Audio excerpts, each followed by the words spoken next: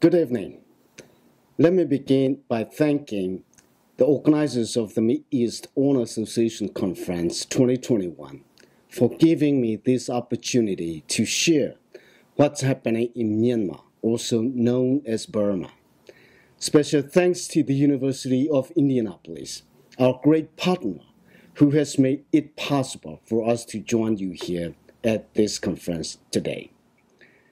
I would also like to underscore how the Burmese in the United States and the international community are responding to the events in Myanmar, and how we all can help end the military regime and restore democratic transition and ultimately establish a federal democratic union in the Southeast Asian nation. I'm particularly delighted to have this privilege to speak directly to you, knowing you are some of the most talented, brightest students attending honors colleges in the Mid-East. But I also hope that I'm talking to thousands of university students, graduate students, and professors across the nation. So as many of you already know, the Burmese military generals led by Senior General Min Aung Hlaing staged a coup d'etat on February 1st, following general elections on November 8 last year, that resulted in National League for Democracy Party, led by Aung San Suu Kyi, securing a landslide victory. The country's military generals discredited the election as fraudulent, a claim the Electoral Commission rejected. Not only that, but also the local and international observers of the election, including the Carter Center, have concluded that the election was free, fair, and credible. Instead of respecting the will of the people expressed in this election and allowing a democratic process to proceed, the coup leaders detained State Councilor Aung San Suu Kyi, President U Win Myint, Vice President U Henry Van Til, and other key leaders of civilian government and peaceful protesters.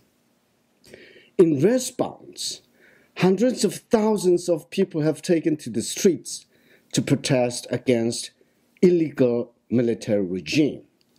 However, the coup leaders have responded to peaceful protesters with increasingly inhumane and brutal displays of force, killing at least 275 innocent people, detaining thousands, forcing many thousands others to flee in search of protection. These cruel actions are just a reflection of the impunity culture deeply embedded within the Burmese military and its generals, who have for more than half a century, many years, used arbitrary arrest, rape, terror, torture as weapons of fear, literally slaughtered thousands of ethnic minorities as part of their ethnic cleansing policy, a policy that has ravaged 54 million people with poverty, right deprivations, and produced millions of IDPs and refugees. We are witnessing once again the horrible, violent culture of the Burmese military, this time under the gaze of the whole world. But at the same time, the people of Myanmar increasingly realizing the ongoing crisis actually offers a perfect opportunity to achieve the type of democracy they have long fought for. But to achieve this goal, the unified and strong response is needed. At the community level, the Burmese Americans and the Burmese diaspora as a whole has seen the military actions as unlawful, unfair, and unacceptable. And they have joined the democratic forces to strongly condemn this military regime and urge them to return the power to elected civilian government. In doing so, and to unite the voices more powerfully, we have formed the Free Myanmar Campaign USA, which has led the formation of the U.S. Advocacy Coalition, which comprises more than 10 Burmese American organizations across the nation. This coalition has been organizing protests and events in show of solidarity with the people inside the country and raising awareness of what's happening in Myanmar among American friends. The FMSC and its partners are also conducting fundraising activities to help support the people impacted by the crisis, and also deeply engaged in advocacy and strategic coordination with the U.S. Congress, the U.S. government, and the United Nations and international community, and also with the committee representing Pirao Sutlodo, formed out of the elected parliament members of 2020 election, and the ethnic armed organizations to help end the military dictatorship and resume the democratic processes in Myanmar. Now, we must remind ourselves of the root cause of this problem in order for us to address the crisis more effectively. Accordingly, first of all, the Burmese and the international community must recognize the Burma's political crisis is deeply rooted in ethnic conflict. And this ethnic conflict has to be addressed fundamentally through constitutional and institutional redesign. That constitutional design must be based on the principles and spirits of Panglong Agreement that allow the formation of the Union of Burma, which guarantees the equality and the rights of all ethnic groups under a federal democratic union, with a particular emphasis on the complete restructuring of defense. That is to establish a federal army to ensure that the Burmese military as an institution is rooted out of national politics and firmly placed under the civilian government. This possibility will involve integrated existing ethnic armed organizations and the federal army units and chiefs of staff.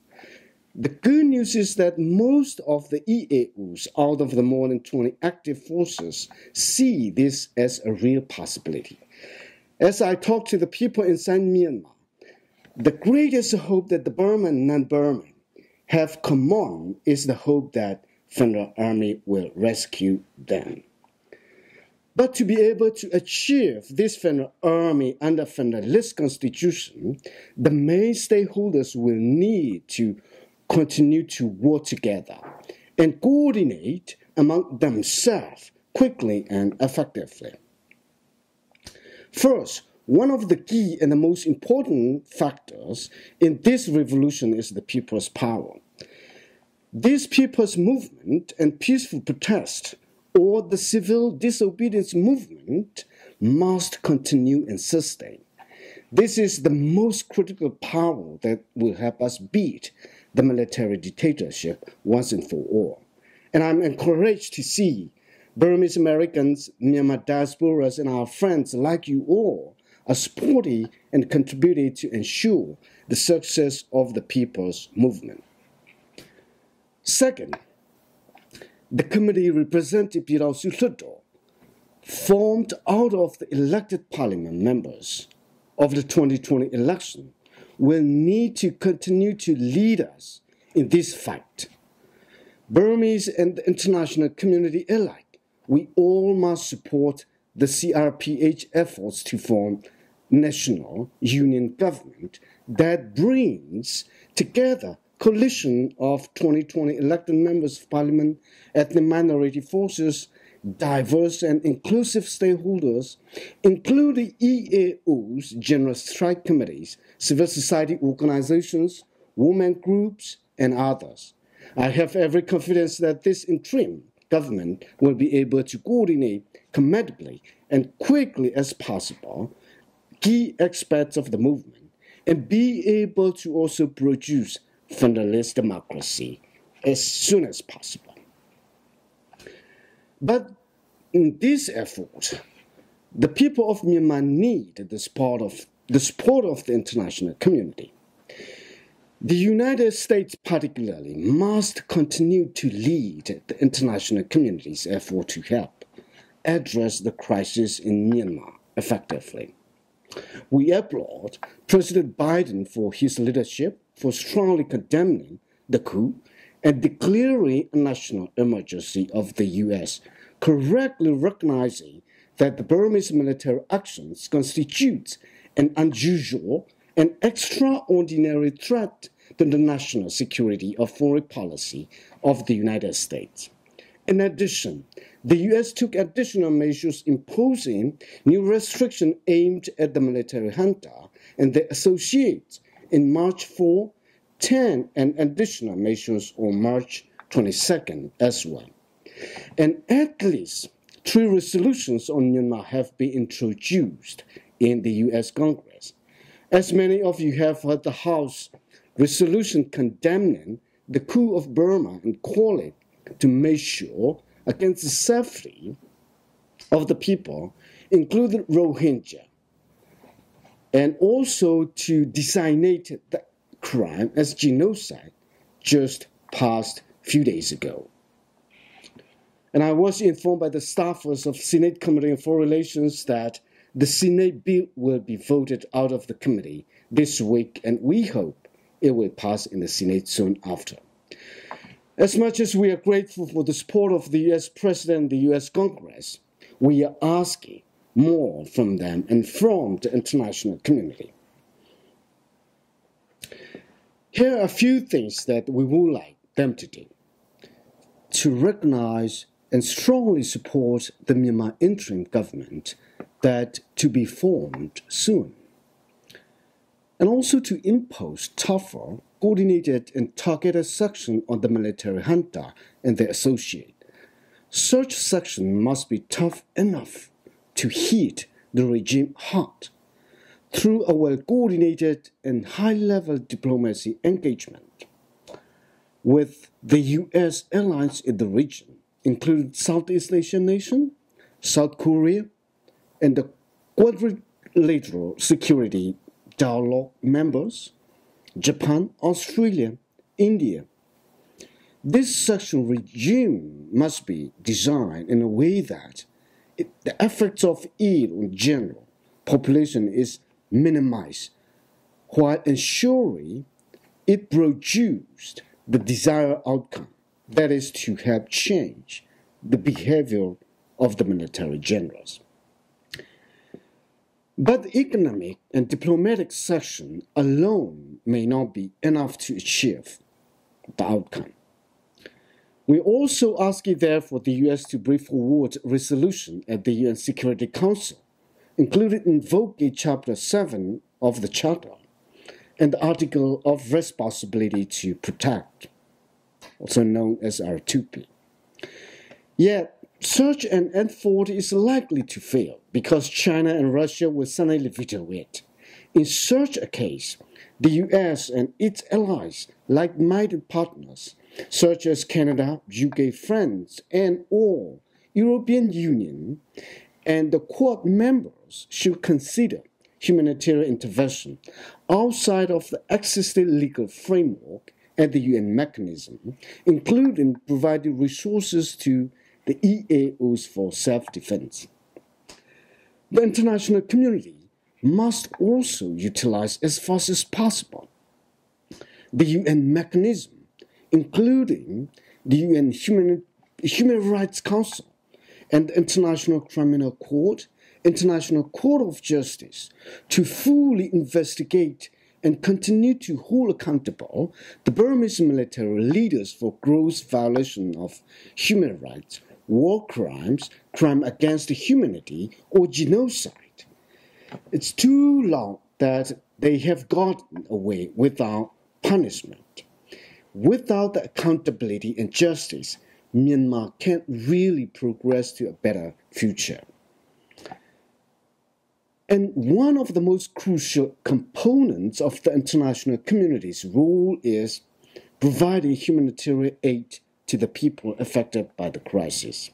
So we are asking the U.S. and the international community to redouble humanitarian assistance for the people of Myanmar, ensuring this assistance flows directly to the hands of civilians and to the most vulnerable people through NGO, CSO, included through cross-border delivery. This will not only help sustain the livelihood of the poor and vulnerable groups, but will also be supplementing the sanction imposed. While Burma is a country is facing the crisis, we should remind ourselves how the Burmese people have made some progress in the past 10 years. Efforts to effectuate change through building a democratic society by investing in people and education notably were successful. This positive side of development is visibly observable, which happened relatively fast-paced, with credits to both Burmese and international community, who supported and capitalized on the window of opportunity, as these investments have contributed to an increase of the middle class or college-educated population, as well as the general population that have enjoyed a taste of democracy and freedom in their real life.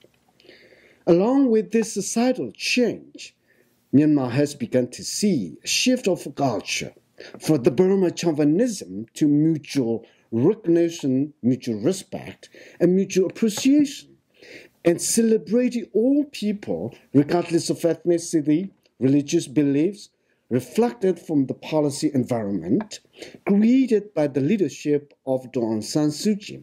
This means the Burma chauvinistic culture has been shifting positively towards recognizing and appreciating diversity, regardless of ethno-linguistic complexities. Again, this positive change is visible in the streets of Yangon, Mandalay, and across the country. Today, we are seeing the display of incredible courage and determination of the people who are fighting this battle at the forefront and on the battleground. I'm also seeing unity among the people of Myanmar, Burman, non-Burman, ethnic minorities, Chin, Kachin, Gaya, Gayin, Mor, Rakhine, Shan, when it comes to establish a federalist democracy. I do not see Burmese giving up their fight for freedom. They clearly see this opportunity, real opportunity, to change the culture of impunity of the military once and for all. The international community must recognize these positive and opportunities, be willing to take all means necessary to support the democratic inspirations of the people of Myanmar, and to help end the military regime and create a win-win situation for all by helping create sustainable peace and democracy in the country and in the region. On the other hand, if the US and our friends fail to win democracy in Burma this time, in this Southeast Asian nation rich with natural resources, a nation that is at the crossroads of China, India, and the rest of the world, with its strategic and geopolitical importance to the West, it will have resounding impact on the U.S. foreign policy, interest, and national security for decades to come.